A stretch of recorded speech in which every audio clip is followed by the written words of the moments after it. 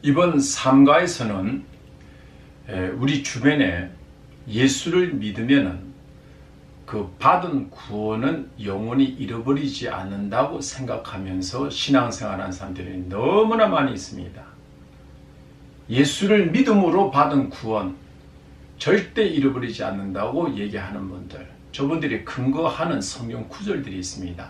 이 시간에는 저들이 근거한 성경 구절들을 제가 이렇게 정리해서 여러분들에게 어떤 점이 오류가 있는지를 이제 구체적으로 설명을 드릴 테니까 잘 들어보시고 여러분의 신앙이 견고하게 구축되길 이제 바랍니다. 그에 앞서서 이제 먼저 이 부분을 잊으면 안 됩니다. 천국으로 가는 길이 있습니다. 일단 예수 믿어야 되고 그 다음에 신앙의 올바른 길로 가야 됩니다. 올바른 길, 하나님 말씀에 순종하면서 살아가는 이 길이 천국 가는 겁니다. 그러나 우리가 신자가 됐다 하더라도 이쪽의 길로 가면은 받은 구원을 잃어버린다는 것을 전제하셔서 성경 구절이 여기를 얘기하고 있는지 여기를 얘기하고 있는지 여기를 얘기하고 있는지를 여러분이 잘 보면서 성경 구절을 보기를 원합니다. 첫 번째는 히브리서 9장 12절은 자기의 피로 영원한 속죄를 이뤘다는 겁니다. 영원한 제사함을 받았는데 왜 구원을 잃어버리냐는 겁니다. 맞습니다.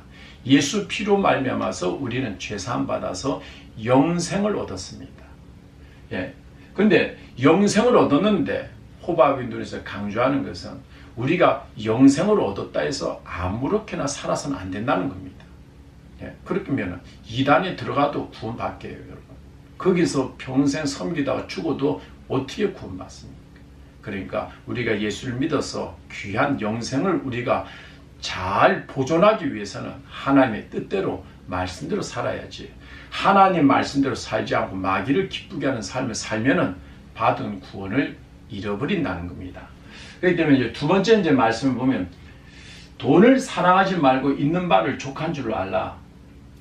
그가 친히 말씀하시기를 내가 과연 너희를 버리지 아니하고 너희를 떠나지 아니하리라.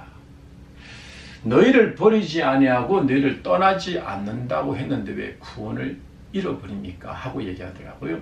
그러나 그 위에 존재를 얘기해야죠. 우리가 예수를 믿고 나면 이제는 돈을 사랑하지 말고 하나님이 말고 그러면 이제 착한 신자 순종해야죠. 그리고 있는 바를 족한 줄로 알라. 이 말씀하면 그 말씀에 순종하는 자에게 주님께서는 이는 약속을 하지 않습니까?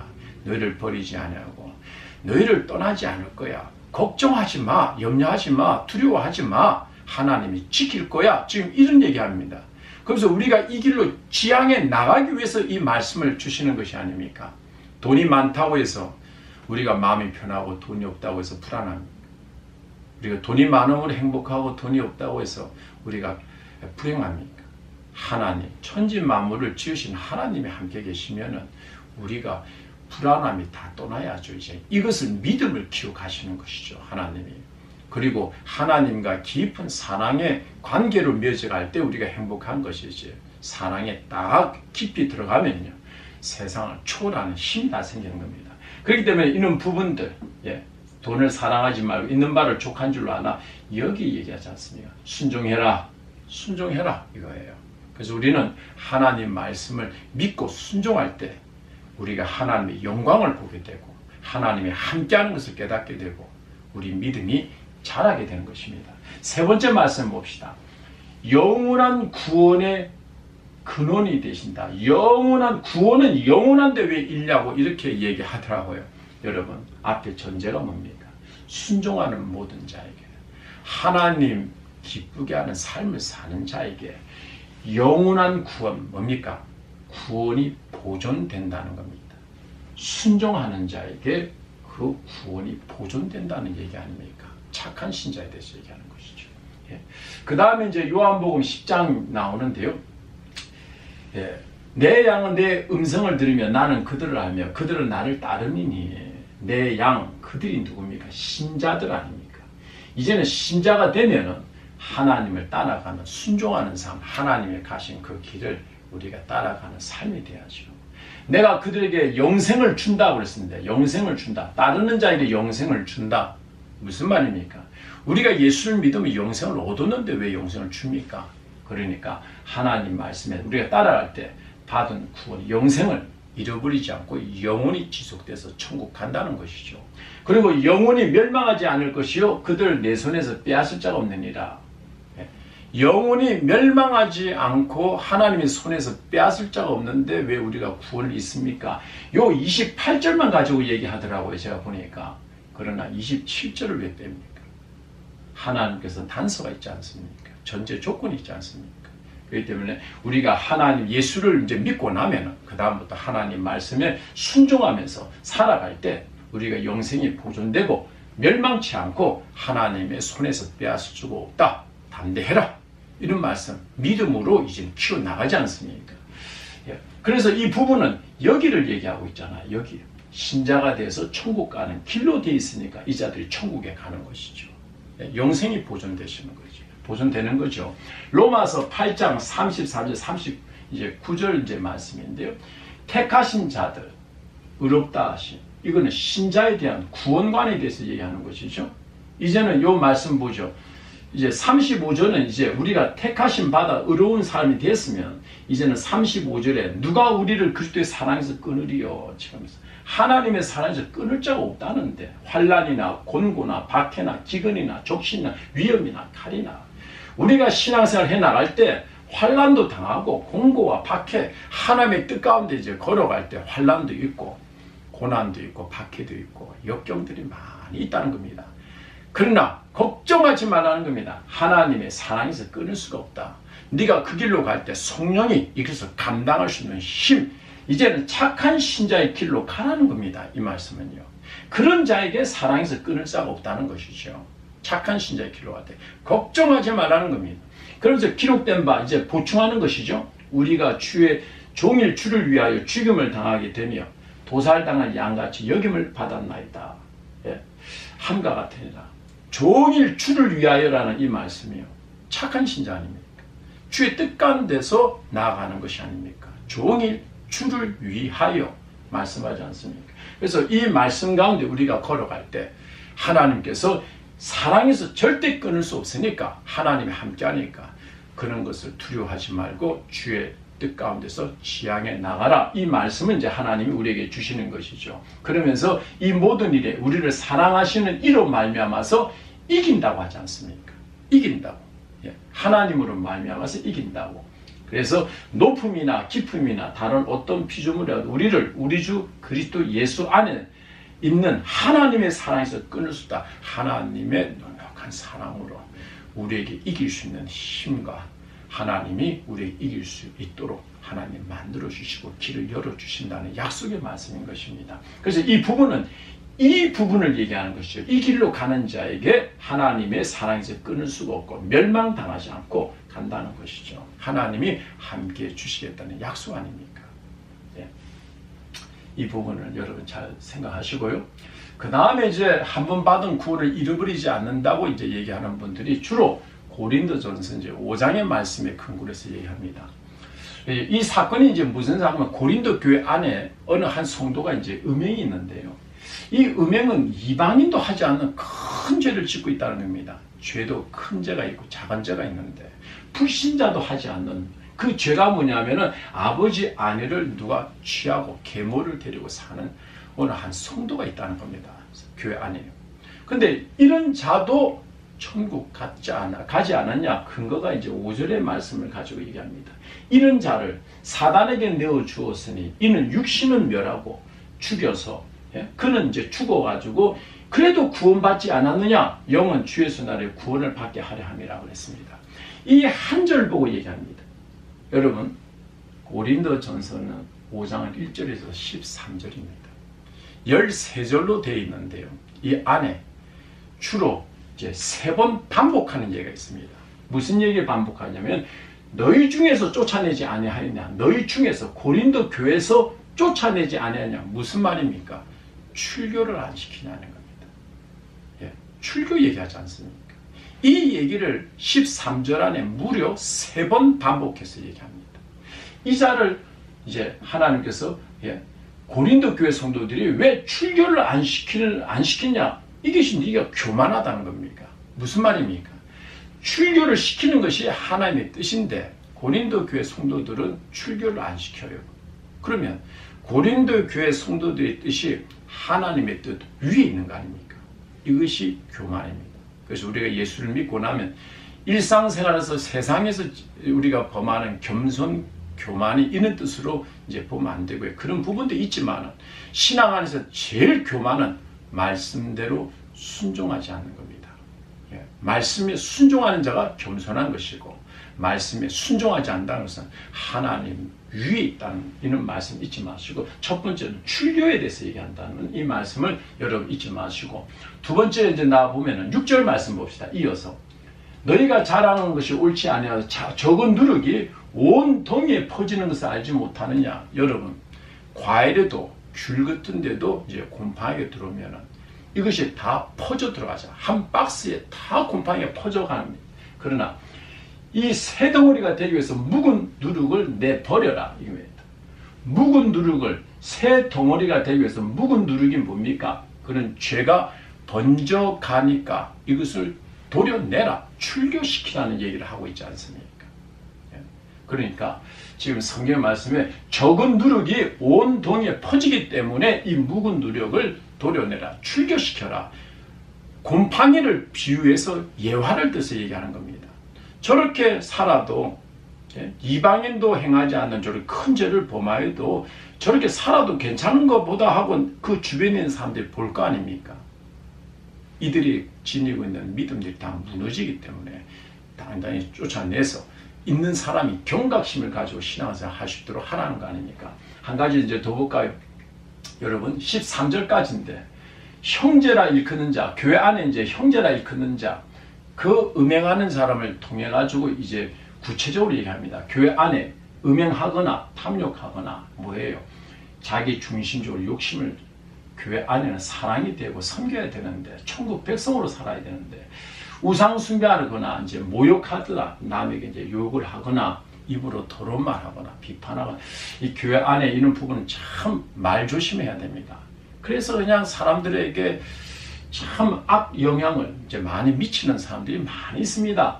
그리고 이제 술 취하거나 쏘교 빼앗거든 이겁니다. 이제 이런 거 보면 이제 사기치고 있는 사람들도 있죠. 이런 자는 사귀지도 말고 그런 자와 함께 먹지도 말라 함이라 그래요.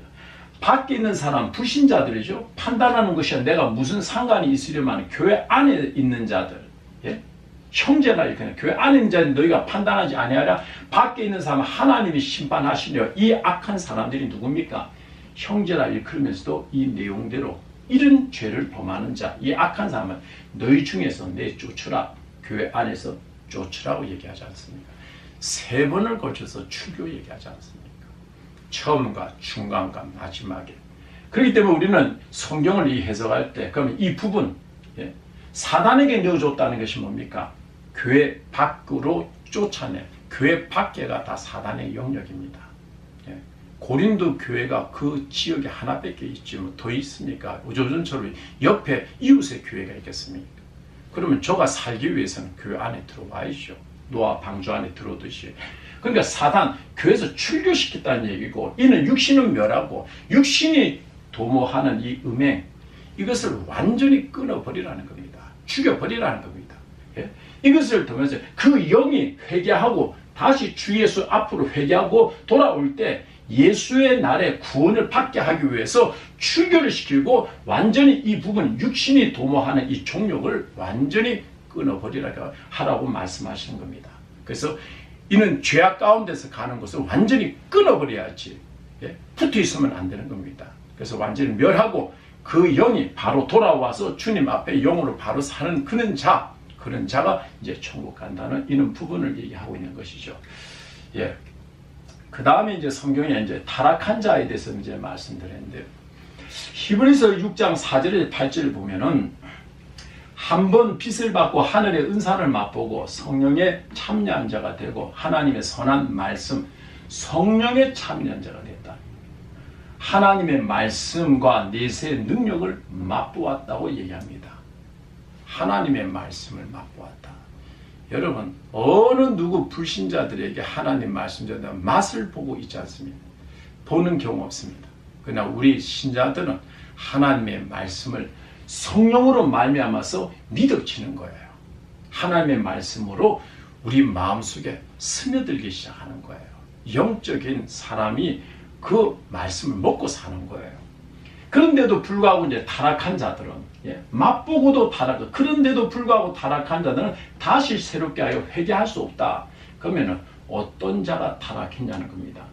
드러내놓고 욕되게 한다는 겁니다. 드러내놓고가 참 이 말씀을 의미시는, 드러내놓고의 반대가 뭡니까? 숨기는 것이죠. 숨기는 것이죠. 근데 부끄럽게 여기지도 않고 밖으로 하나님의 영광을 다 드러내는 사람이 있습니다. 한 가지만 시간상 제가 예를 들겠습니다. 오늘 성도를 만났습니다. 근데 남편이 알코올 중독자인데 길에 다니면서 술 취한 가운데 막 찬양을 부르고 다녀요. 근데 그 부인을 보니까 오빠가 목사고 엄마가 교회 권사님이에요. 참 그 어머니가 신실하신 분이더라고요. 근데 그 딸이 이런 남자한테 시집을 왔다는 게 이해가 안 돼서 한번 물어봤습니다. 근데 시집 오기 전에는 그 남편이 교회 참 순수한 청년이었대요. 그래서 청년부 회장도 하고 하나님을 잘 믿는 사람이었다고 그래요. 그러니까 그 딸을 시집 보냈겠죠. 근데 이 남편이 어느 날부터 이제 술을 이제 접하게 된 거예요. 한 잔, 두 잔 자꾸 먹다 보니까 이제 이 사람이 끝내는 알코올 중독에 왔는데, 이 사람이 놀이터에 앉아서도 찬송을 부르고, 사람들하고 같이 술 마시는데도 그 옛날 찬송 부르던 걸 또 과시하면서 부르고, 이 아내를 통해서 한번 제가 들었지만 사는 아파트에서 술에 얼큰이 취해서 그냥 베란다에 서가지고 막 찬송을 부르 적겠는데 불신자들 보기 민망해서 혼났다는 거예요. 근데 이분이요, 때때로는 교회에 와서 그 교회 본당의 가운데 다 무릎 꿇고 하나님 앞에 눈물을 흘리면서 콧물을 흘리면서 기도하는 그런 모습을 제가 몇 번 봤습니다. 심지어는 제가 그 영혼이 불쌍해서 안수까지 했는데요. 끝내는 알코올 중독으로 이 젊은 나이 세상을 떠나는 걸 봤습니다. 여러분, 우리가 예수를 믿고 나면 누구든지 다 죄를 지을 수 있습니다. 그러나 부끄러워할 줄 알고 숨길 줄 알고 감출 줄 알아야 되는데, 하나님 영광을 다 가리고 성경도 얼마나 잘 암송하는지도 몰라요.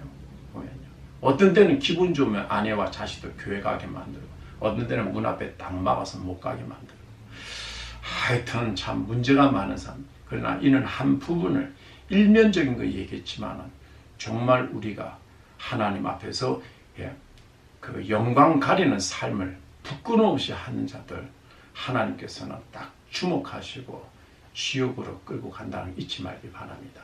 아무리 백날 그 사람한테 얘기해도요, 그 사람이 말이 안 들어가더라고요. 이 부분, 한 부분을 제가 지적했지만 정말 조심해야 됩니다. 하나님 앞에 영광을 가리면 안 됩니다.